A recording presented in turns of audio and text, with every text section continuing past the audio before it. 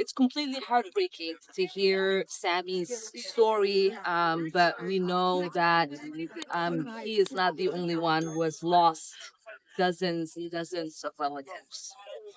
What we are seeing in Gaza is another heartbreaking, unconscionable escalation.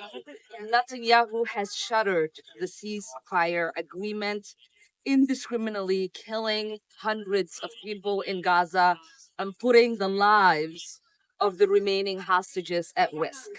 This is after not allowing food, water, aid, or fuel into Gaza for 3 weeks. But it's sadly not surprising. We know Netanyahu has a reckless disregard for civilian lives. We know that Netanyahu has actively sabotaged hostage deals. And we know Netanyahu wants to continue committing war crimes with the full backing of the United States. Netanyahu and his government are now responsible for the murder of over 50,000 Palestinians in the last 16 months. He now has a plan for a ground invasion to fully occupy Gaza. How can we expect Netanyahu's government to stop the mass killings of civilians if we continue to supply the weapons used to carry it out? Palestinians have endured decades of occupation, displacement, apartheid, watching their dreams of self-determination and dignity grow more distant with every American-backed escalation.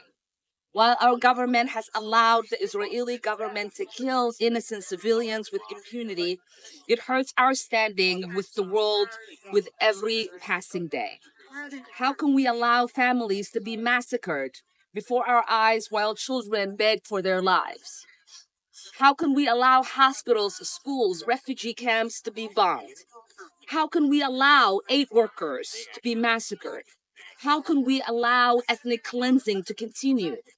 We have a moral responsibility to stop providing military aid to Netanyahu's war machine and campaign of terror. History will remember those that stood their ground and called for an end to the genocide and pushed for a permanent ceasefire and release of the remaining hostages.